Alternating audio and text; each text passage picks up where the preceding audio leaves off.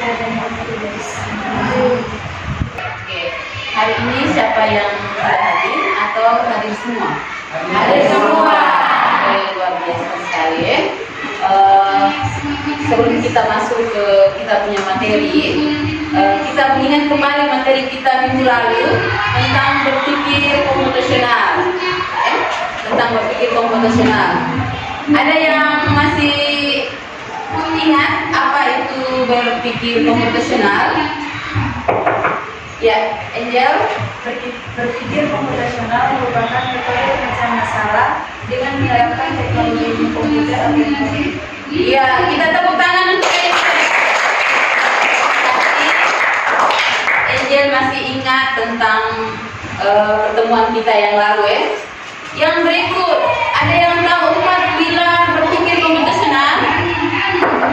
Ya, Christine. Saya empat pilar berpikir komputasional terdiri dari dekomposisi, pengenalan pola, abstraksi, dan algoritma. Iya, kita tepuk tangan. Christine. Jadi, minggu lalu itu kita sudah belajar tentang bagaimana kita menyelesaikan masalah melalui pilar-pilar berpikir komputasional ya. Ya. Sekarang kita masuk pada materi kita berikutnya, yaitu mengenal konsep kecerdasan artifisial generatif. Berikut. Oke, tujuan dari kita belajar kecerdasan artifisial generatif itu adalah yang pertama, kita dapat mendefinisikan kecerdasan artifisial generatif. Yang kedua, kita dapat memahami prinsip kerja dasar kecerdasan artifisial generatif.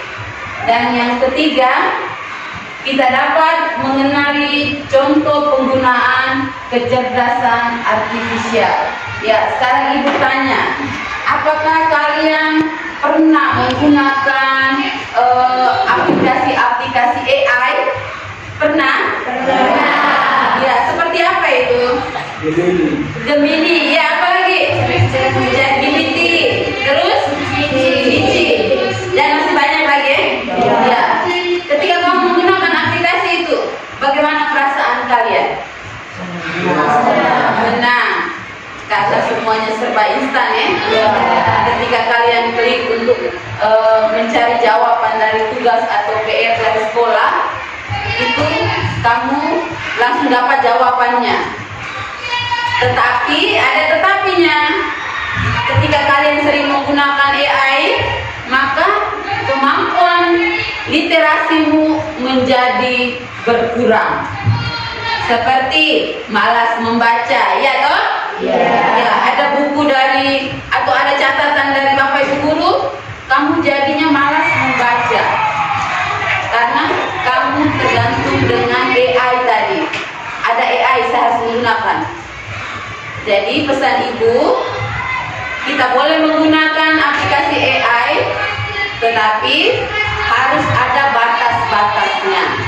Jangan terlalu fokus pada AI, karena itu adalah manusia yang buat. AI itu manusia yang buat.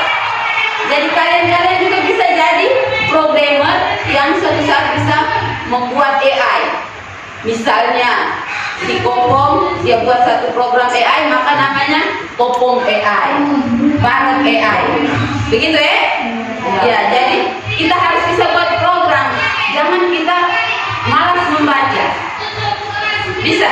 Bisa. Oke, lanjut. Sekarang sebelum kita lanjut ke FKPD, kamu saksikan dulu video satu ini. Serba-serbi tentang generatif AI. Generatif AI adalah model AI yang dapat menghasilkan konten berupa teks, gambar, video, audio, dan juga lain sebagainya. Sekarang, generatif AI sedang menjadi topik hangat karena keberadaan DALL-E dan ChatGPT. Baik DALL-E maupun ChatGPT, mereka dibuat oleh OpenAI. ChatGPT merupakan salah satu contoh generatif AI yang dapat menghasilkan teks. Sementara DALL-E adalah generatif AI yang dapat menghasilkan gambar. Contoh lain dari generatif AI yang memberikan output berupa gambar antara lain Midjourney, Stable Diffusion, GAO-GATU, dan lain sebagainya. Untuk bisa menghasilkan konten, generatif AI harus dilatih menggunakan dataset yang berisi jutaan sampel. Saat melatih ChatGPT, OpenAI menggunakan data yang ada di internet. Teknik mereka gunakan melatih ChatGPT, fetch and learn from you. Sementara kebanyakan generatif AI yang menghasilkan output berupa gambar menggunakan teknik yang disebut diffusion. Teknik diffusion terinspirasi dari hukum kesetimbangan terminal di ilmu fisika. Dalam AI, teknik diffusion akan mengubah struktur data yang diinput dengan menambahkan noise. Proses diffusion akan terus diulang hingga output yang dihasilkan sesuai dengan prompt yang diberikan oleh pengguna. AI berbasis diffusion sebenarnya telah ada sejak hampir 10 tahun lalu.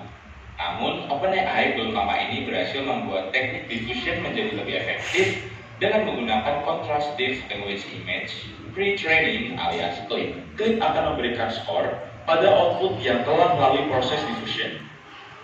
Nilai yang diberikan oleh CLIP didasarkan pada kemiripan gambar yang dihasilkan oleh generatif AI dengan prompt yang diberikan oleh pengguna. Generatif AI akan terus melakukan iterasi gambar sampai output yang dihasilkan mendapatkan nilai paling tinggi. Oke, sudah? Ya, kira-kira kalian ada pertanyaan setelah menyaksikan video tadi? Ada pertanyaan setelah kalian menonton video tadi? Ada? Tidak ada. Berarti sudah paham bahwa tentang AI. Sekarang kita pasti bertanya, apa itu coding? Ya, coding itu adalah kecerdasan artifisial. Kecerdasan artifisial atau biasanya disebut dengan AI. Yang tadi kamu sudah sebut itu ada ChatGPT dan sebagainya. Ya, adalah teknologi yang memungkinkan mesin atau komputer untuk melakukan tugas-tugas yang biasanya memerlukan kecerdasan manusia, seperti pengenalan pola, pemrosesan bahasa alami, dan pengambilan keputusan. Berarti dia kembali ke berpikir komputasional, toh? Ya, maka AI itu ada hubungannya dengan berpikir komputasional. Berikut tujuan dari kecerdasan artifisial. Tujuan dari kecerdasan artifisial adalah untuk membuat mesin dapat membantu manusia dalam berbagai aspek kehidupan, seperti meningkatkan efisiensi, akurasi, produktivitas.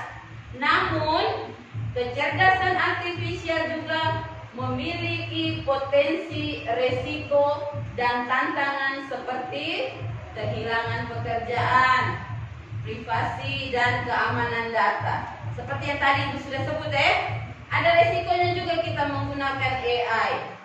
Seperti kalian pernah lihat, ada orang bisa rubah wajah, terus tiba-tiba orang bisa tahu kamu punya KTP. Itu karena dari AI, Seperti ada yang misalnya pernah lihat di TikTok orang Barat tapi berbicara pakai bahasa Adonara. Pernah lihat? Ya, itu mereka menggunakan AI. Jadi kalian juga bisa pernah melihat anak kecil bisa berbicara seperti suara orang besar. Pernah toh? Ya, itu juga menggunakan AI. Jadi kalau kita belajar AI, misalnya besok-besok ada PH, dia bisa menjadi seorang programmer, dia bisa rubah suaranya Sinta menjadi suara orang Barat yang bicara pakai bahasa Inggris. Itu juga bisa, ada aplikasinya semua ya. Tapi kita gunakan dengan sebaik-baiknya. Bisa? Bisa. Oke, apa perbedaan dari kecerdasan artifisial generatif dengan kecerdasan artifisial yang biasa. Pertama, tujuan KA itu kecerdasan artifisial ya. Kecerdasan artifisial biasa fokus pada melakukan tugas-tugas spesifik. Sedangkan KA generatif fokus pada membuat konten baru. Jadi kalian yang hobi-hobi buat konten itu kebanyakan pakai AI yang generatif, AI buatan. Yang berikut perbedaannya di kemampuan. Kecerdasan artifisial biasa menggunakan algoritma dan model yang telah ditentukan. Sedangkan KA generatif menggunakan model generatif untuk membuat data baru. Perbedaan yang ketiga ada di situ hasil. KA biasa menghasilkan output yang telah ditentukan. Sedangkan KA generatif menghasilkan output yang baru dan original. Oke, di sini ada contoh kecerdasan artifisial generatif. Yang pertama Ibu ambil contoh ChatGPT.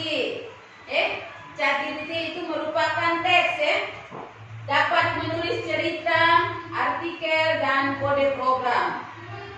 Yang berikut ada dari itu gambar. Dari ini menciptakan karya seni dan dari deskripsi. Jadi kalian bisa minta gambar-gambar yang kalian mau, misalnya gambar apa ya? Di suatu taman ada dua orang sedang pacaran misalnya. Itu juga bisa di situ di aplikasi yang namanya DALL-E. Lalu mendeskripsikan mereka berdua sedang membicarakan apa, diskusi apa begitu. Kemudian ada contoh lagi AI yang berikut, ada Zuno. Di situ musik. Musik ini yang kalian bisa ciptakan, minta di Chrome itu. Chrome Zuno itu kamu bisa minta, saya bisa minta musik klasik di sebuah taman atau musik-musik romantis, maka Zuno akan memberikan musiknya. Kemudian di situ ada Sara atau Flicky. Itu adalah video. Kalian bisa minta video-video yang kalian mau. Misalnya ada tugas dari Bapak Ibu guru tentang video apa, bisa minta di Flicky atau Sara. Berikut ada cara kerja sederhana kecerdasan artifisial generatif. Yang pertama, mempelajari data besar, yaitu menganalisa jutaan contoh teks dan gambar. Yang kedua, menemukan pola, di mana bisa mengidentifikasi struktur dan hubungan dalam data. Yang sekarang kita masuk ke LKPD. Jadi dengan menggunakan sumber AI tadi, sumber aplikasi AI tadi, kita akan membuat LKPD. Itu kita membuat game sederhana dari bahasa program Scratch. Kita menggunakan bahasa program Scratch yang untuk membuat game sederhana. Jadi kita sekarang jadi programmer kecil untuk membuat game sederhana. Bisa ya? Bisa. Oke, Ibu bagikan lembaran LKPD-nya. Nanti di LKPD-nya kalian juga menjawab pertanyaan setelah membuat aplikasi atau bahasa program, bukan aplikasi, sorry. Bahasa program tentang membuat game sederhana. Di komputer sudah aktif semua loh Wi-Fi-nya? Sudah.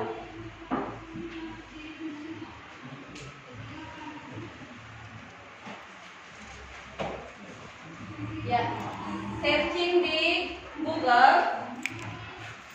Google bahasa program Scratch.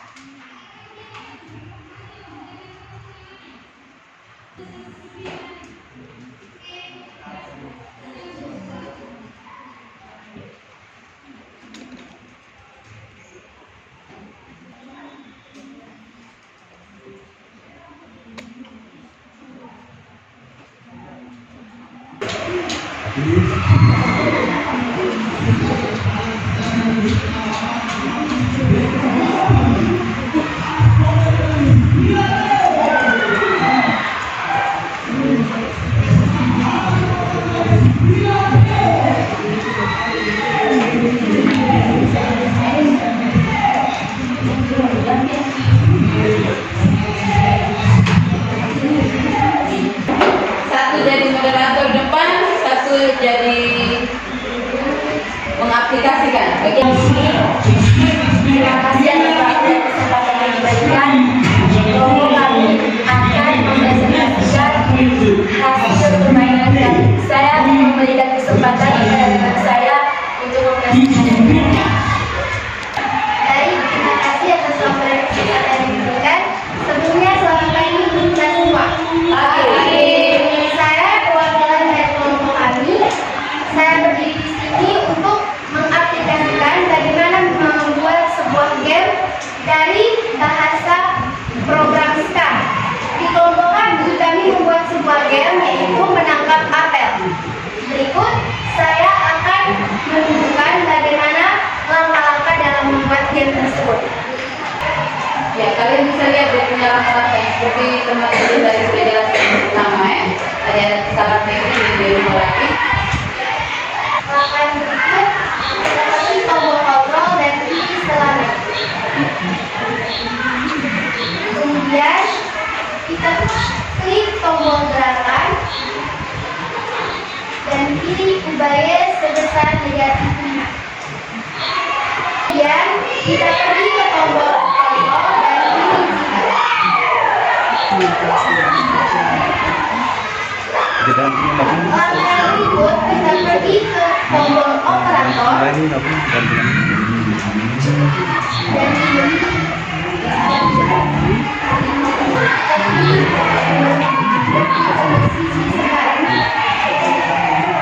lalu atur G 180.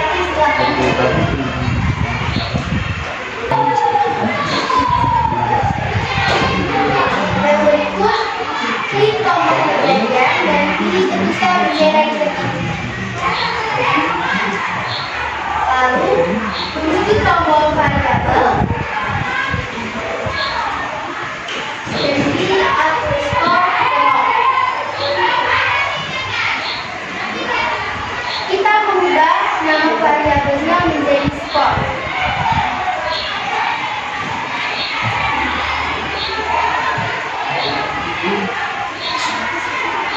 Klik tombol lalu klik tombol gerakan, pasangkan,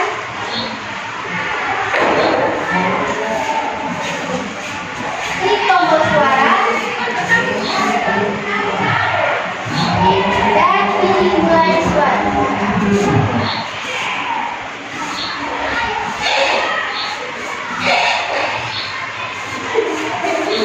Klik tombol variabel dan ubah skor sebesar. Kemudian kita klik tombol gerakan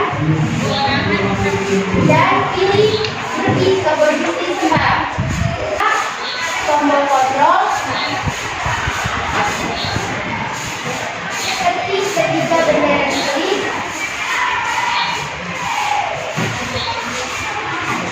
tombol variabel, atur waktu ke 50. Kita ubah skor menjadi waktu.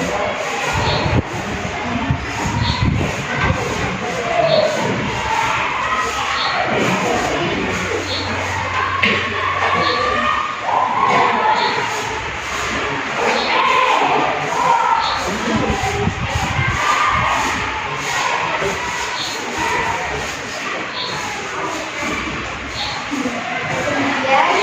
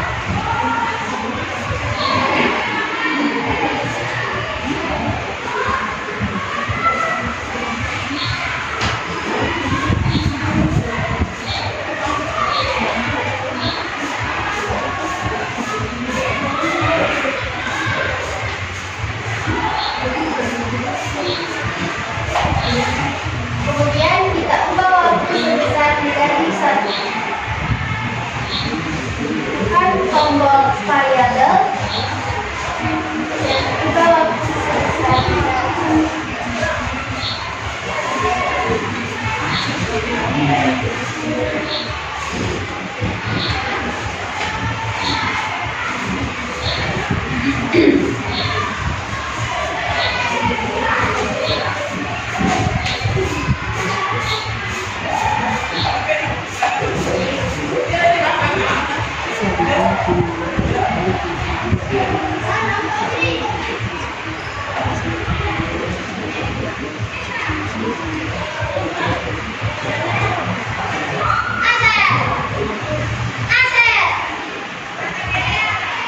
Oke, ini yang ditampilkan oleh teman kita Christine dari kelompok 1.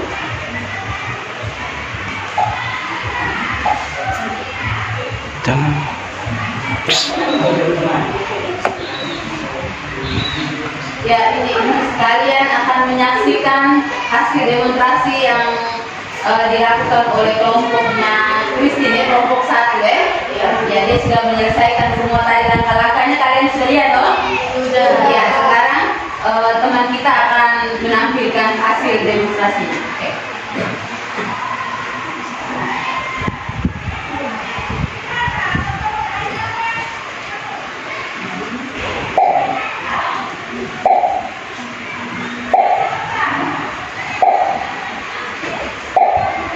Ya, jadi seperti itu ya. Mereka punya game namanya menangkap buah apel. Jadi ketika buah apel masuk ke mangkuk, maka ada skornya di atas. Bisa lihat skornya di atas? Bisa dengan durasi waktunya ya. Nanti pas waktunya tadi dari kelompok ini mereka punya waktu 50 detik ya. Maka nanti akan ada waktu di situ, kalau pas 50 mungkin dia berhenti.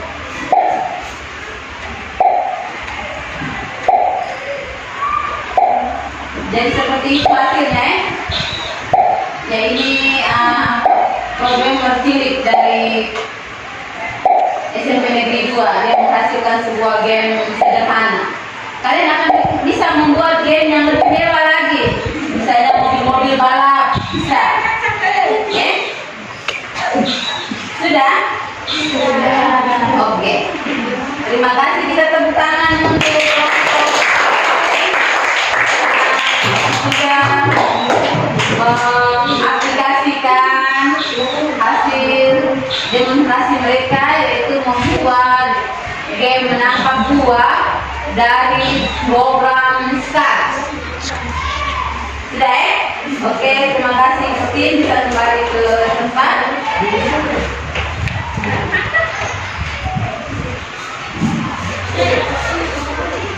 Oke, setelah kita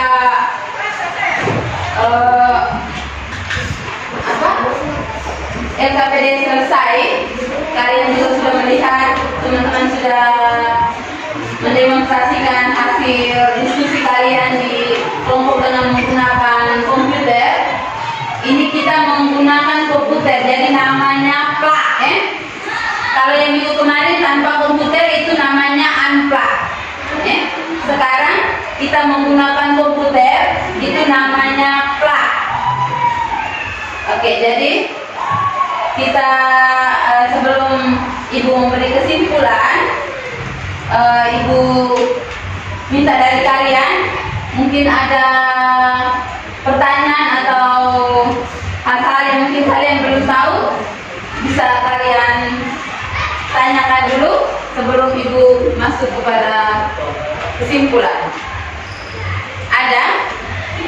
Ada pertanyaan? Oke, kembali dulu teman-teman, kembali dulu ke meja. Teman-temannya Itin, kembali dulu. Kalian sudah selesai ya, kita sekali lagi tepuk tangan untuk teman-teman yang sudah berhasil membuat game ya. Oke. Dari keseluruhan kegiatan kita ini, Ibu mau memberi satu kesimpulan, yaitu pertama, kecerdasan artifisial generatif dapat membuat konten baru seperti gambar, video, musik, teks, dan game seperti tadi itu ya. Ya. Yang berikut, KA generatif memiliki potensi untuk membuat konten yang kreatif dan inovatif.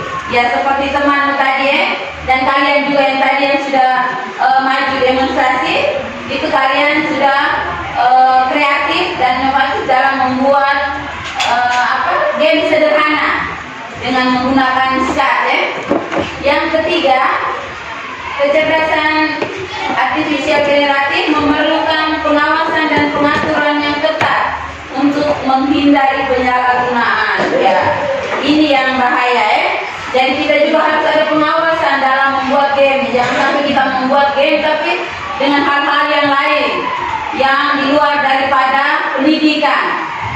Paham ya sampai situ? Ya. Yang berikut, kecerdasan artifisial generatif dapat menjadi alat yang powerful untuk membuat konten baru dan inovatif, namun juga memerlukan penggunaan yang bijak dan bertanggung jawab. Jadi kalian dalam membuat seperti yang tadi, kalian harus bertanggung jawab dengan apa yang kalian sudah buat. Misalnya menjadi seorang konten, kalian ambil suaranya orang, nah itu kalian harus bertanggung jawab. Bisa ya? Oke. Refleksi dari keseluruhan kegiatan kita hari ini sebelum ibu tutup, yaitu ibu tanya dulu kepada kalian, apa yang paling menarik dari kecerdasan artifisial generatif yang barusan kita buat? Apa yang paling menarik? Ya, ada yang bisa jawab? Ada yang bisa jawab? Apa yang paling menarik? Misalnya buat game tadi, apa yang paling menarik? Kalian bisa menggunakan AI begitu misalnya. Apa menurut kamu yang paling menarik? Satu orang bisa jawab? Elvira? Apa yang paling menarik dari kegiatan kita tadi?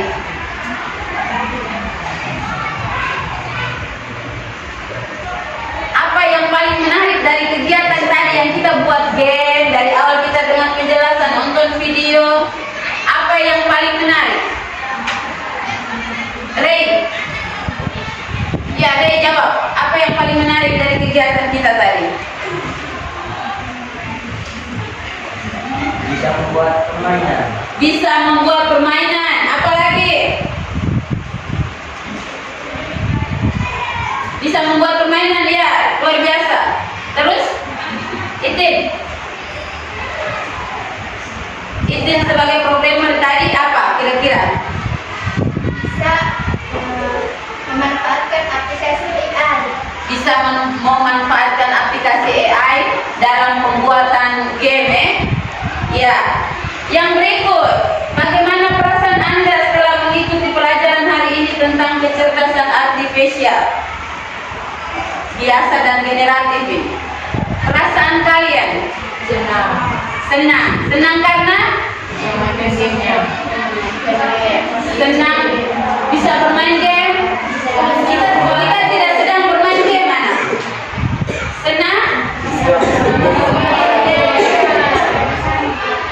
Senang karena bisa membuat game, bisa menghasilkan sebuah game sederhana, ya. Yang terakhir senang karena bisa jadi programmer kecil. Itu yang penting. Suatu saat kau jadi programmer yang luar biasa. Kau bisa buat program-program di bank sana.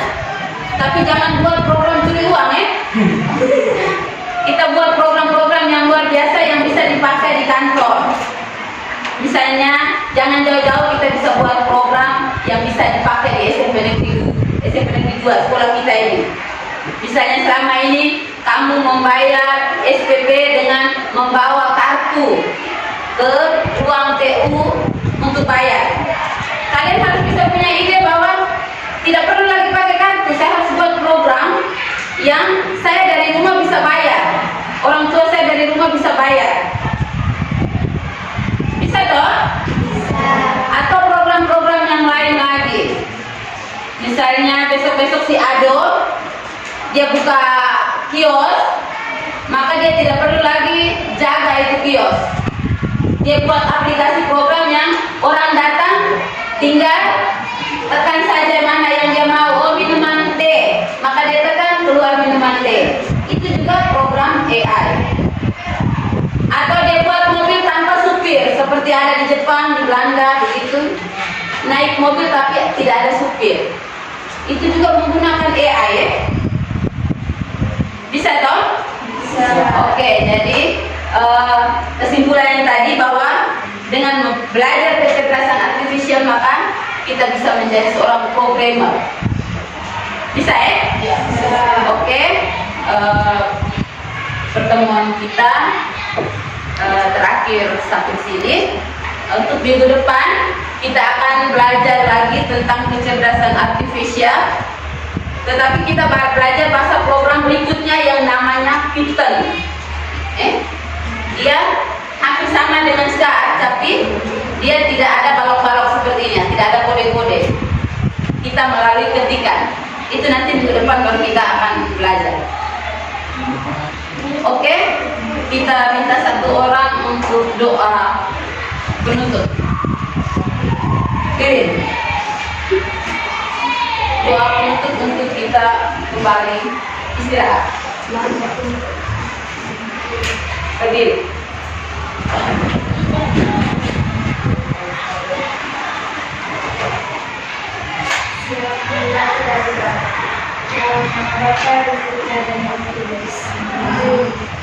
Tuhan, terima kasih karena Kau membimbing kami dari jam pelajaran kami tadi hingga sekarang. Sekarang kami anak-anakmu akan istirahat. Mohon bimbinglah kami agar kami dapat beristirahat dari gangguan dalam keadaan istirahat bersama. Nama Tuhan kami puji dan segala segala besar. Dalam kata dan juga dalam Oke, terima kasih. Selamat siang, selamat istirahat.